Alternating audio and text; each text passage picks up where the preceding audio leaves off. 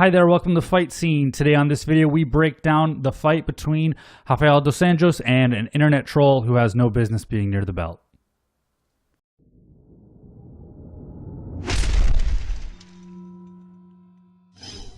What's going on, everybody? Welcome to the Fight Scene. On this YouTube channel, we talk about things that are happening in the world of MMA and combat sports. And today I want to talk a little bit about the fight that's happening between Rafael dos Anjos and Colby Covington on June 9th in Chicago at UFC 225. If you catch my intro, I can already sense the downvotes coming because I said Colby Covington. I basically boiled him down to being an internet troll. And I stand behind that comment.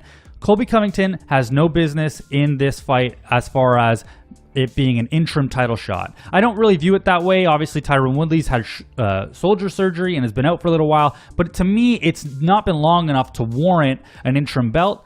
And I'm surprised that they made that, but I understand the marketing that's necessary in order to sell pay-per-views. That being said, Colby Covington has no business near an UFC belt at this point. He got this fight because he talked on the internet. He got this fight because he got a following on Twitter after spoiling the ending of Star Wars and I think the Avengers. He got this fight for talking smack in Brazil after he won his fight against Demian Maia. He got this fight for posting pictures on Instagram with him and models or prostitutes or whoever they are.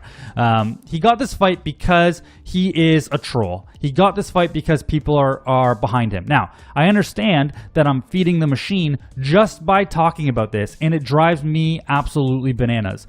This conduct by Colby Covington is by far my most hated part of MMA marketing. And I get that it sells pay-per-views, and I get that people like Conor have made it really interesting.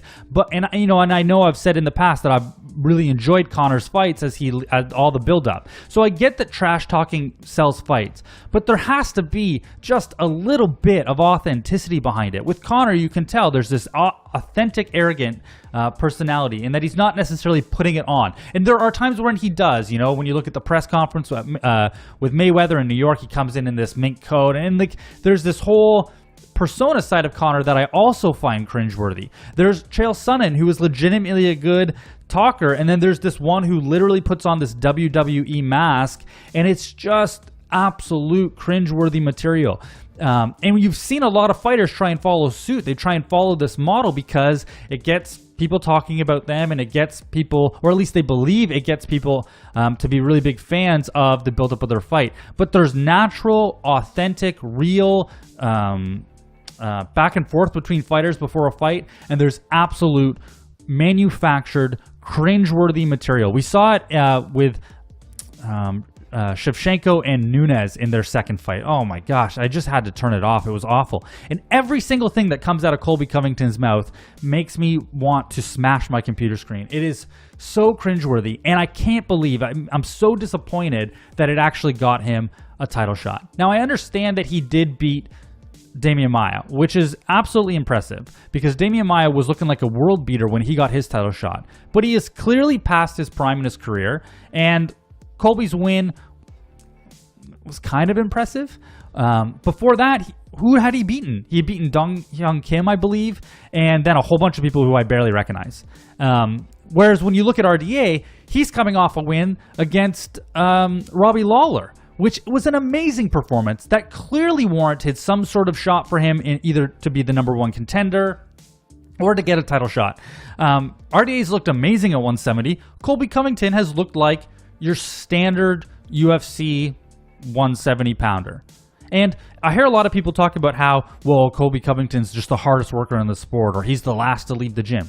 Look, being a hard worker is the bare minimum prerequisite for being in the UFC in the top 10. Now, I get there are some lazier fighters that maybe they're known to not be the hardest workers, but for the most part, if you want to be in the top 10 in the UFC, being a hard worker is not going to win you fights. It is the absolute bottom prerequisite for being in the UFC at the contender level. And so when I look at this fight, there's not a lot to break down. It is an absolute, in my opinion, mismatch. Now I could be wrong because wrestling sometimes can surprise you. A really strong wrestler like Colby Covington can come in there and really nullify the match. But when you look at most skills in this fight, RDA comes out way ahead. Maybe Colby Covington has a size advantage, but outside of that, RDA comes out way ahead. He's a better striker. He's a really good wrestler himself. He has better jiu-jitsu. He has better cardio. He is better at, I believe, everything in this fight except for wrestling. Now, wrestling can sometimes be that X factor that wins somebody a fight, even if they don't have much else. I get that. But I believe that RDA has all the tools necessary to win this fight and then fight Tyron Woodley for a title shot. Now, that fight, wrestling will be the factor, and I believe Tyron probably wins that fight. But when it comes to this one, Colby Covington had no business being in this fight, and he got it from running his mouth. And I believe that that's really going to be apparent come June 9th. Could be wrong. One of the things that I've been saying in all of these videos, or in my last videos for UFC 224, I was constantly talking about these gatekeeper fights where it felt like it was somebody versus a gatekeeper. In this one, on June 9th at UFC 225, I feel like the general theme of the card is all these fighters that are fighting where we don't have a lot of information on them.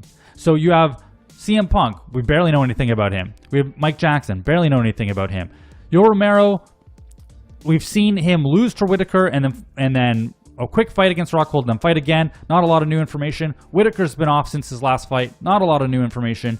With RDA, we have a lot of new information in his fights at 175, which have helped us understand what he's going to look like at welterweight. But with Colby Covington, we basically have one performance against Demian Maia to try and judge this entire fight off of. To go, was a win in his performance against Demian Maia, did it tell us enough to give us any sort of sense of real judgment to be able to break down the RDA fight?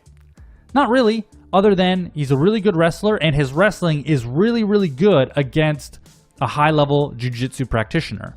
But Demian Maia is known to have some pretty not great striking. Let's just put it really simply. Demian Maia's striking, not a strong suit for him, pretty not good, to be honest, right? That's not RDA. And RDA has enough wrestling to be able to stuff a takedown against Colby Covington, and when they're standing and striking, it's going to be a real challenge for Colby Covington. Yes, he's a hard worker. Yes, I'm sure he's got great endurance and cardio. Yes, he's a great wrestler. But it's 2018, folks. I've been watching the early UFCs, 1, 2, and 3 on Fight Pass. And yes, having that one really strong ability was enough to get you a win in those early days. It's 2018. RDA is a complete mixed martial artist, and Colby Covington might be that. Actually, he is that. I don't want to completely disparage all of his abilities. He is a complete mixed martial artist, but not at the level of Rafael dos Anjos when it comes to a complete, well-rounded game in MMA, at least from what we've seen so far. I could be absolutely wrong, but I doubt it. I think the advantages that Colby Covington have is that he's maybe the bigger fighter because RDA is coming from 155, although he's looked really great at 170, and he is the better wrestler.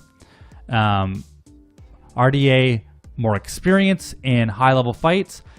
Colby Covington has never been in a 5-round fight in the UFC. RDA has been in many. RDA has been used to all the build-up, all the media obligations ahead of time, although I'm sure Colby Covington doesn't mind that. That seems to be something that he thrives in.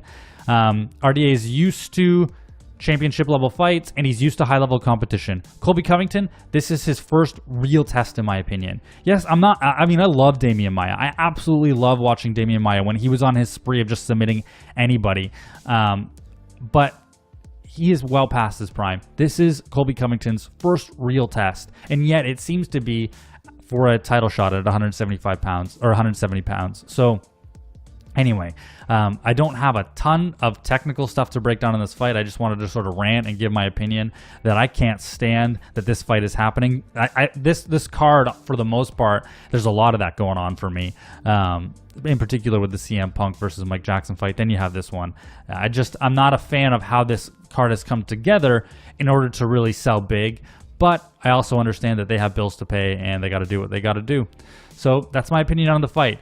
Do you think I'm wrong? Do you think that Colby Covington is going to wrestle to a decision? Do you think he displays the ability to does have some TKOs on his record? Do you think he'll TKO RDA? Do you think RDA wins this fight? How do you see him matching up against Tyron Woodley? Let me know all of those things in the comment section below, or just tell me how wrong I am about my opinions and how much you dislike this video. Yeah, that seems to be what's happening when people disagree with my opinion. Anyway, thank you so much for watching. Fight the good fight, and I'll see you in the next video. Hey, thank you so much for watching this video. I really appreciate you taking some time out of your day to watch this content. I'm just a fan with an opinion and a camera, but I love the sport of MMA. So if you want to see some more videos, you can take a look here on the right of this screen. And other than that, I will catch you in the next video.